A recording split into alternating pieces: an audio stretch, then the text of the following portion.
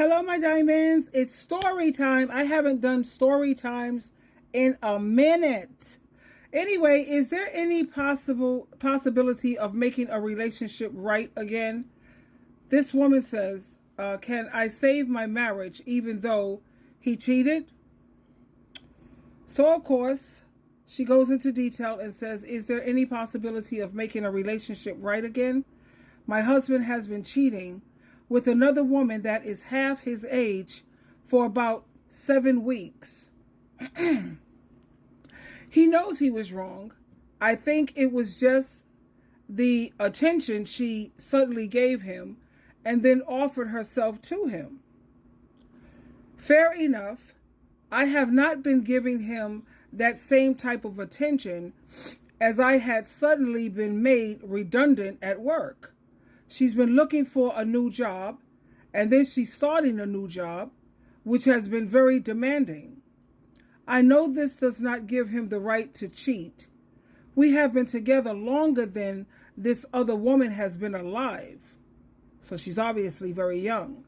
Do we seek counseling and try to make this work?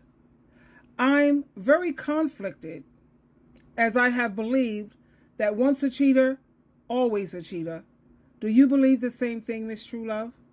He was way too much to lose. I mean, he has way too much to lose if he leaves me, though, and he was realized, and I'm sure he realized that, he will be losing everything. So my answer, I usually post the answer, but I have the answer written out with what I sent to her. I said, yes, your marriage could be saved and even strengthened. Divorce is not your only option. Studies have found that about 25% of men cheat in the first year of marriage. At least that's the men who confess and admit it. Some of them are repentant and do not go on to cheat again. So once a cheater, always a cheater, that's not necessarily true. Divorce does not mean that you will find a better relationship. The dating pool diminishes as we age. Dating has changed a lot over the decades, not for the better, and I think we all know that. And many of the men looking to marry are looking for a nurse with a purse. So I told her to weigh the pros and cons of staying. Is he repentant? Will he participate in individual and couples counseling? Will he be patient and loving with you as you find your way back from this major betrayal, which likely resulted in a lack of trust and respect for him, for himself, pretty much? I can't imagine you wanting to share a bed with him right away or right now, so that's going to take time. Is he willing to do that? Can he wait in celibacy until you do? Have you considered whether you can come back from these feelings? Could you learn to trust or respect him again? One day? I'm one and done, personally, me.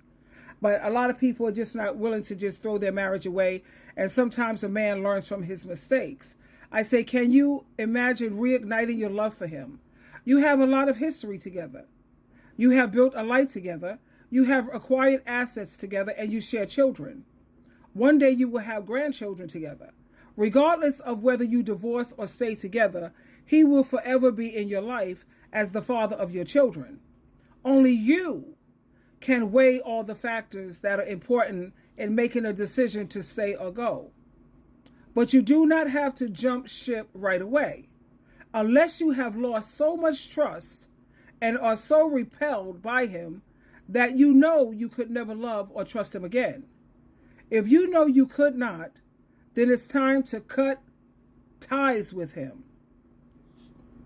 Otherwise, you can try counseling together and give him the opportunity to prove to you that he is worthy of a second chance. You notice I said second chance, not 2, 3, 4, 5, 8 times. But this seems to be his first time. So you may want to talk to a lawyer also. Either way, as state laws, they vary, and they may be a reason why you should go ahead with the divorce, even though you would consider giving him a second chance. You have to prepare yourself on both ends.